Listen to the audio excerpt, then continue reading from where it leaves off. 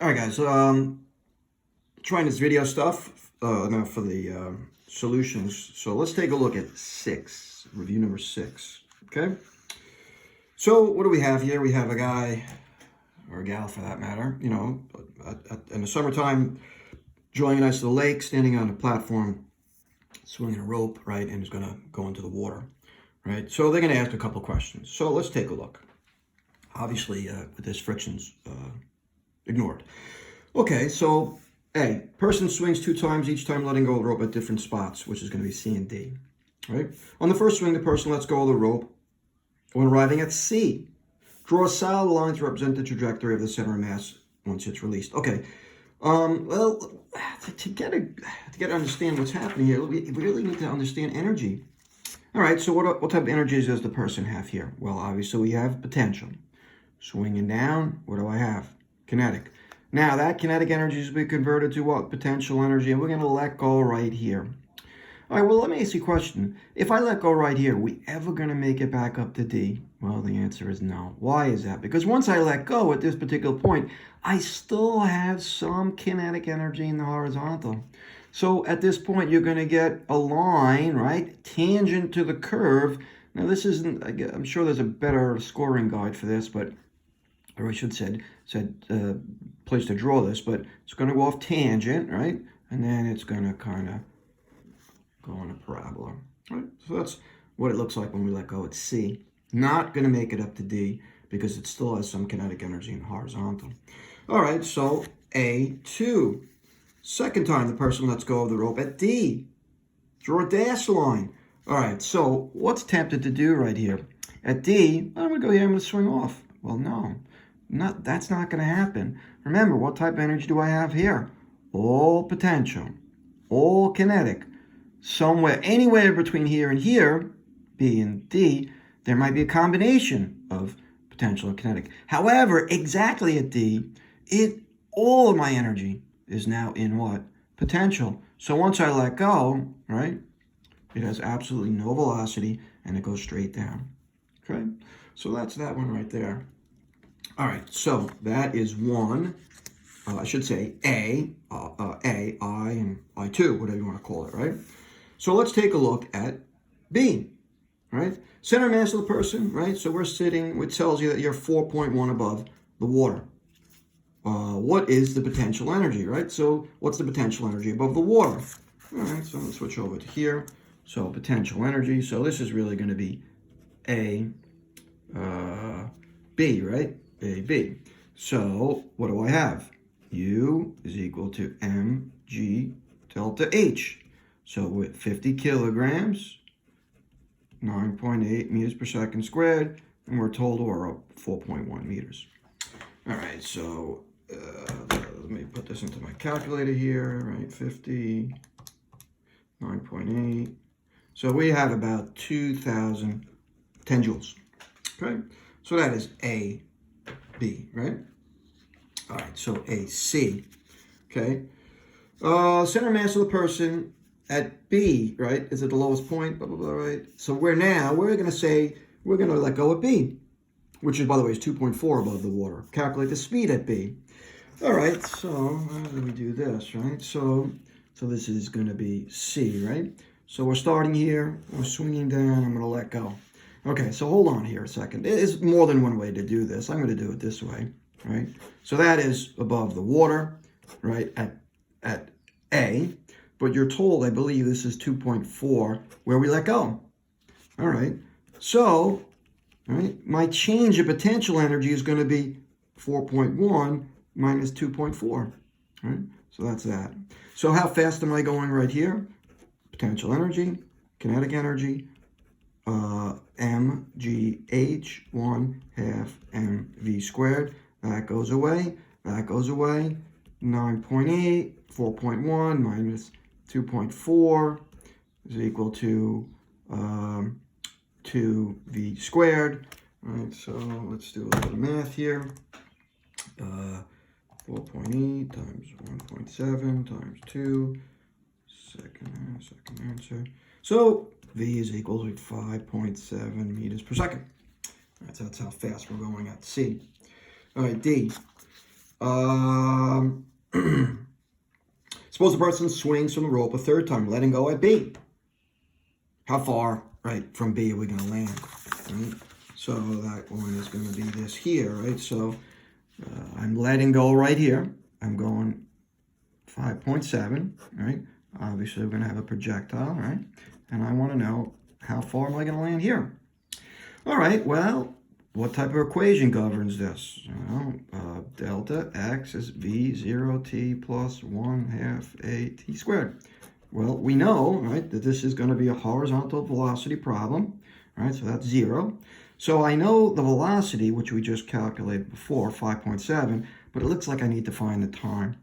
All right, so how do I find the time? Well, I'm 2.4 above the ground, right? So delta y, v0t plus 1/2 a t squared. That's 0. So 2.4, 1/2, 9.8 t squared. Let's do a little bit of math here. All right, so what do I got here? 2.4 times 2 divided by 9.8. Second answer. So we're in the air for about 0.67 seconds. So multiplying by 0.67. Right, so times 5.7. So we go about 3.8 meters. Okay, so that's D. All right, what's the next one? If the person does not let go of the rope, how does the magnitude of the momentum at C compare to B? So I want to know, how does my momentum here compare? Well, let's see what we have. Momentum is mv, velocity, right? So I have the biggest velocity here at the bottom. So my assumption is, or my assertion is going to be that the momentum at B is going to be greater than momentum at C. Let's see what our answers look like, right? So the answer should be C less than B, that guy there. Why is that? Because at the bottom, I'm going faster, have more velocity, okay? So that looks like the answer to 6.1. All right, let's take a look at 6.2. Okay, so 6.2 is a lab experiment that a kid's going to do in class, right? So the goal in this problem is to get this block to go farthest from the cliff. Okay? Now, what can we do? This is always the same. I can mess with H1 or H2. Okay? So how can I get this go the farthest? Well, to really start this problem, I got to have a good understanding of what factors are going to be involved in getting this block to go the farthest. So what is that going to be? Delta x is going to be equal to what? V0t plus 1/2 a t squared. And when it leaves, right, when it leaves the cliff, or I should say the ledge, whatever you want to call it, right, it is a horizontal projectile problem. So that goes to 0. So guess what? Lo and behold, there's only two things that determine the distance. How fast I leave the cliff and how long I'm in the air. Okay? So let's attack the problem now. Without using equations, explain why making H1 small would cause D to be small. All right, so H1, what out of these two is that affecting? Well, it looks like it's affecting how fast it's going to leave the cliff because it has potential energy here, right? Higher this is, the bigger H1 is, the more potential energy is going to be converted to kinetic energy, right? So explain why making H1 small, right? So H1 would be small because my V0 would be what? Small. Without using equations, explain why making H2 small would cause D to be small. All right, so H2 is going to affect the time in air. So as I decrease H2, right? So as H2 is small, that's going to cause what? D to be what? Small, which is going to cause my overall equation, delta x, to be small. Okay? All right, so that answers those two, all right? So next, drive an equation in terms of D for H1, H2, M, etc. All right, so let's get after this one, okay? Right? So,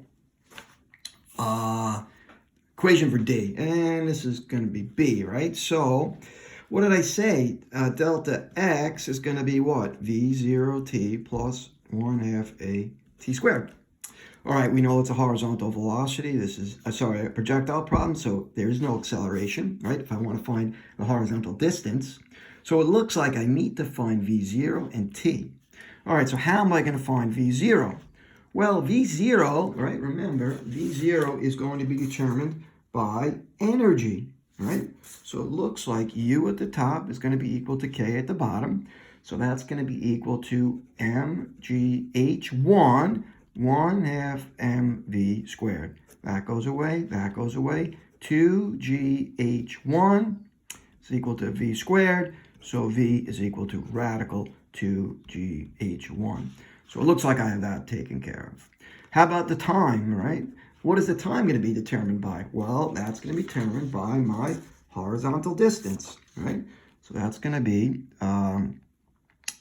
h2 v0t plus 1/2 a t squared, right? Where I know that's 0, right? So this is going to be 2h2 equals, by the way, a is the acceleration due to gravity, so that's really a g. I'm going to bring that over here to be a g, right? And that's t squared. So take the square root. T is going to be, square root this. Square that, which is going to make the square root of this. So 2h2 over g.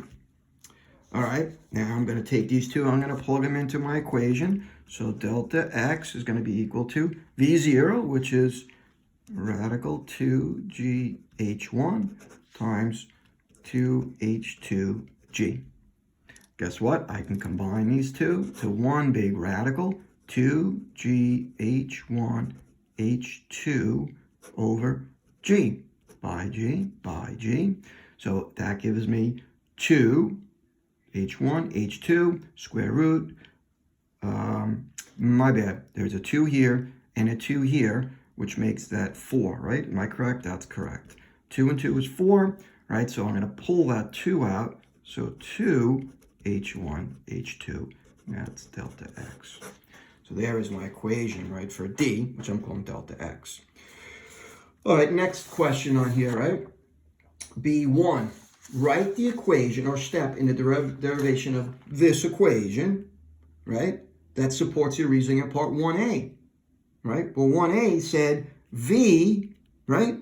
V was related to what? Right? H1, right? So here is my step that verifies A1. Write the equation or step in your derivation of part B that supports your reasoning for A2. Well, here it is. Why is that? Because T is directly proportional to what? H2. So that answers B, I and I, right? All right, now, D, right? So we are on now D, I believe.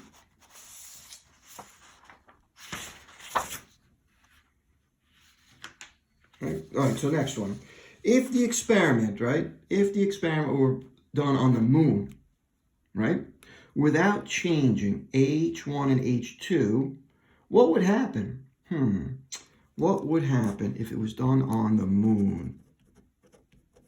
It wants to know what's gonna be delta x. Well, what is the equation for delta x? Delta x is going to be equal to 2h1, h2. What is different than the moon than here? Well, it's the acceleration due to gravity. And do I see g in there? The answer is I do not. No. So guess what? It would be the same. Okay? So here's the solution for number 6. Hope this helped.